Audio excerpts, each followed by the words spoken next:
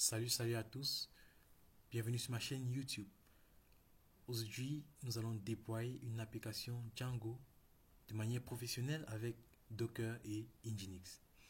Donc, si vous êtes nouveau sur la chaîne, moi c'est Dogmo Christian et je suis jeune ingénieur de formation à l'École nationale polytechnique de Bamenda, située au Cameroun. Je suis également développeur back-end, développeur back-end pour la startup Huya, située à Bafoussam. Donc, pour vous présenter un peu ce que nous allons faire pendant cette formation, nous allons déjà avoir un projet Django qui fonctionne. Juste un projet Django très simple, pas besoin d'avoir un projet compliqué. Vous pouvez juste créer un projet juste pour cette petite formation qu'on va faire ensemble. Euh, on va installer Docker et Docker Desktop sur nos machines. Ensuite, nous allons faire des petites commandes Docker, des commandes très basiques en fait, les commandes qui pourront vous permettre de commencer à utiliser Docker de manière professionnelle. Ensuite, nous allons apprendre à écrire des Dockerfiles. En fait, un Dockerfile, c'est à partir des Dockerfiles qu'on crée des images Docker. Et ensuite, nous allons dockeriser nos applications Django. Et on va apprendre aussi à utiliser le Docker Compose. En fait, le Docker Compose, c'est une manière de manager plusieurs images, plusieurs conteneurs Docker à la fois. Donc, je vais vous expliquer ça en détail dans cette formation. Ensuite, nous allons setup Nginx et aussi apprendre à utiliser Nginx.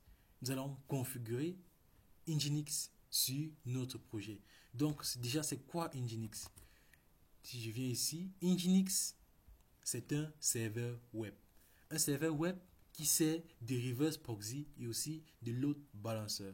Je vais vous expliquer ça mieux dans cette formation quand nous allons avancer.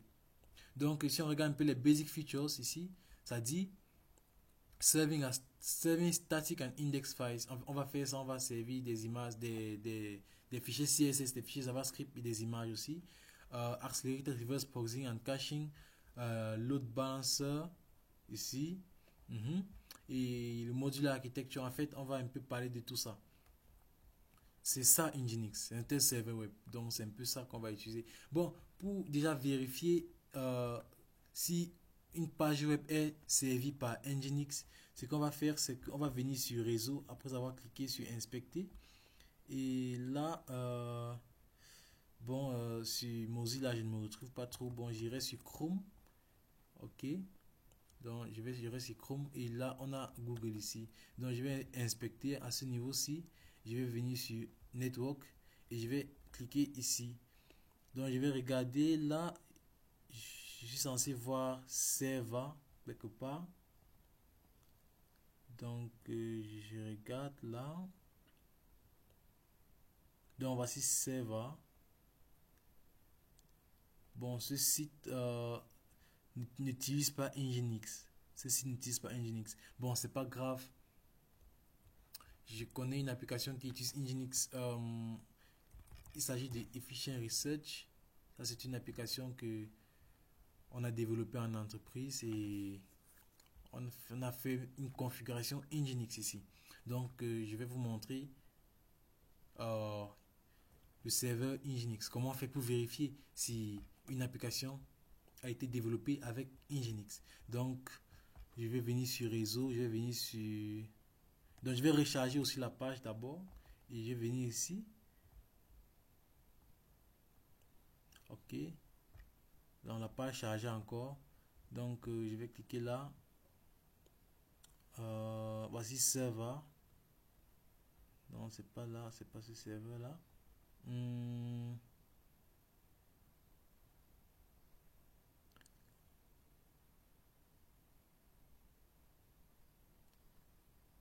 Donc, je ne vois pas exactement où c'est. Attends, peut-être il est là-haut. Ok, voici ça. Donc ici, nous pouvons voir ici, je ne sais pas si vous pouvez voir, on va voir ici serveur Nginx.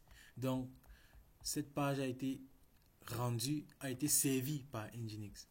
Donc, juste pour revenir à notre flow, nous allons choisir un VPS. VPS, ça veut dire Virtual Private Server.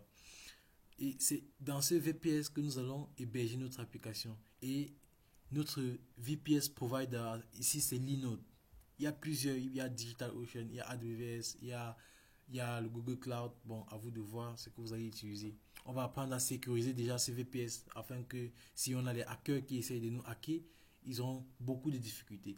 On va déployer notre application sur ce VPS et aussi on va faire les configurations SSL afin de sécuriser notre nom de domaine. Donc, ça, c'était pour notre flow. Et voici Docker. J'ai beaucoup parlé de Docker au début.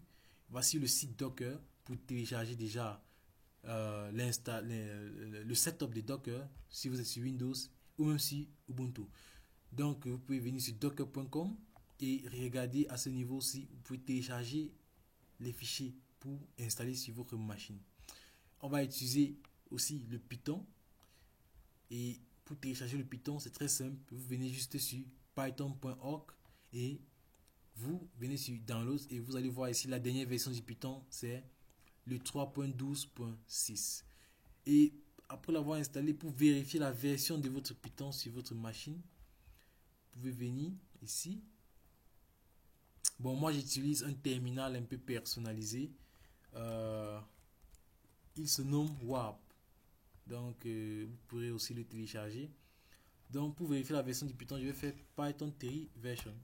Et là, j'ai le 3.10. C'est avec cette version que moi je travaille et je n'ai pas de problème. Donc, on va aussi utiliser Django. Comme je vous ai dit, si vous ne savez pas installer Django, vous pouvez venir à ce niveau-ci, djangoprojects.com, et vous allez trouver cette documentation Python pip install Django. Donc, c'est comme ça qu'on installe Django dans nos applications. Si vous ne savez pas comment installer Django, il y a une formation que j'ai fait et vous pouvez juste regarder dans mes cours. Je vous montre comment installer Django et aussi je développe une petite application qui vous permet de vous familiariser rapidement avec Django. Donc, je vais vous faire une petite présentation déjà de l'application que nous allons déployer sur VPS en utilisant Docker et Nginx. Cette application se nomme un Blood Management System. C'est quoi un Blood Management System? En fait, en français, ça veut dire système de gestion de banque de sang. Donc, on va aller regarder ça tout de suite. Donc, c'est un système qui peut être utilisé dans les hôpitaux pour gérer le sang. On va essayer de lancer ça rapidement. Déjà, on va commencer par créer le terminal et ensuite, on va lancer notre environnement virtuel. Et pour ça, on fait bin activate. Oui, on fait when bin activate comme ceci. Et là, on peut remarquer à ce niveau-ci que l'environnement virtuel est bel et bien activé. Et maintenant, on va juste faire un python manage.py run server. On lance le serveur et on va regarder sur cette adresse si notre application est lancée. Donc, je vais venir ici. Je vais copier ça. Ok, là, on peut voir qu'on a un blood BMS. En fait, BMS, ça veut dire Blood Management System. C'est-à-dire système de gestion de banque de sang. Donc, l'application tourne un peu. Je ne sais pas pourquoi, puisque c'est lent. Mais normalement, c'est censé déjà avoir ouvert. Bon, je ne sais pas trop. Je vais essayer de charger un peu. Bon, je vais aller sur Chrome ici. Donc, ça s'ouvre super bien ici. Donc, ça, c'est notre Blood Management System. Vous pouvez facilement vous enregistrer comme un donneur. Vous mettez votre adresse email, votre premier et dernier nom, votre username. Vous choisissez si vous êtes un homme ou une femme. Vous choisissez votre groupe de sang, A plus, A moins et autres. Et ici, vous précisez votre âge. Et là aussi, votre nombre de kilos. Vous mettez votre numéro de téléphone. Vous précisez aussi si vous avez peut-être une petite maladie, au cas où ça pourrait déranger les docteurs à l'hôpital. Et là, vous mettez votre mot de passe et vous le confirmez aussi. Vous faites la même chose avec un patient lorsqu'on enregistre un patient qui a besoin du sang. Vous prenez ces informations, vous allez tout voir ici, on va vérifier, on va prendre son groupe sanguin et on va aussi voir peut-être s'il a aussi une maladie. Il va décrire là une petite description de sa maladie. Et aussi, on va prendre son numéro de téléphone, on va vérifier si c'est un homme ou une femme. Et aussi, il va entrer ces informations. Et selon l'utilisateur, on va être capable de login. On va être capable de login. Ça, c'est un système super simple et très très très facile à développer. Et je vous promets de faire une vidéo sur cette application, sur comment est-ce que j'ai fait pour la développer. Donc, c'est cette application que nous allons héberger. Et je pense que là, nous sommes à la fin de cette vidéo. Cette première partie en fait. Donc, dans la prochaine partie, nous allons déjà installer Docker et Docker Desktop, Nginx et autres pour les applications que nous allons, en fait, pour ce cours, n'est-ce pas, nous allons installer toutes ces différentes applications-là. Donc, merci. Je vous invite encore à vous abonner sur ma chaîne. Je vous invite à partager. Je vous invite à vraiment partager à vos camarades, à vos amis qui ont besoin de cette formation pour avancer. Donc, on se revoit à la prochaine vidéo. Merci.